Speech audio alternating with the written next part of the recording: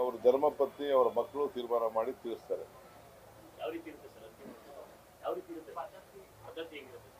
ಪದ್ಧತಿ ನಮ್ಮ ಹಿಂದೂ ಸಂಪ್ರದಾಯದಂಗೆ ಹೆಂಗೆ ಅವರ ಮನೆಯಲ್ಲಿ ನಮ್ಮ ಒಕ್ಕಲಿಗರ ಸಂಪ್ರದಾಯದಲ್ಲಿ ಯಾವ ರೀತಿ ಇರ್ತದೆ, ಅವರನ್ನ ಶ್ರೀಗಂಧ ಅವರೇ ಗಂಧ ರೈತರು ಬೆಳಿಬೇಕು ಅಂತ ಕೊಟ್ಟಂತ ಒಂದು ಕಾನೂನನ್ನು ತೆಗೆದುಕೊಂಡು ಬಂದವರು. ಆ ಶ್ರೀಗಂಧ ಕರ್ನಾಟಕ ಸರ್ಕಾರದಿಂದ ಏರ್ಪಾಡಾಗಿದೆ. ಆ ಸರ್ಕಾರದಿಂದ ಅದು ಶ್ರೀಗಂಧದಲ್ಲಿ ಅವ್ರನ್ನ ಸುಡುವಂತ ಒಂದು ಪದ್ಧತಿಯನ್ನ ಇಟ್ಕೊಂಡು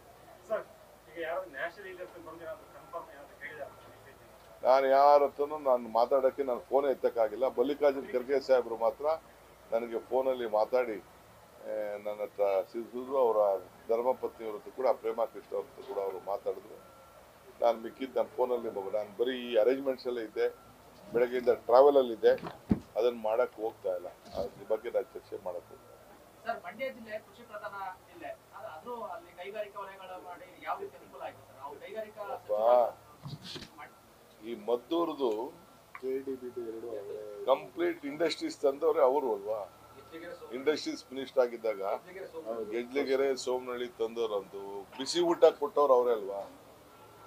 ಬಿಸಿ ಊಟ ಶ್ರೀ ಶಕ್ತಿ ಸಂಘ ಪ್ರಾರಂಭ ಮಾಡಿದವರು ಅವರು ಒಂದು ದೊಡ್ಡ ಸಾಕ್ಷಿ ಗುಡ್ಡೆ ಬಿಟ್ಟು ಹೋಗಿದ್ದಾರೆ. ಉದ್ಯೋಗ ಸೌಧ ಕಟ್ತವ್ರು ಅವರೇ, ವಿಕಾಸ ಸೌಧ ಕಟ್ತವ್ರು ಅವರೇ.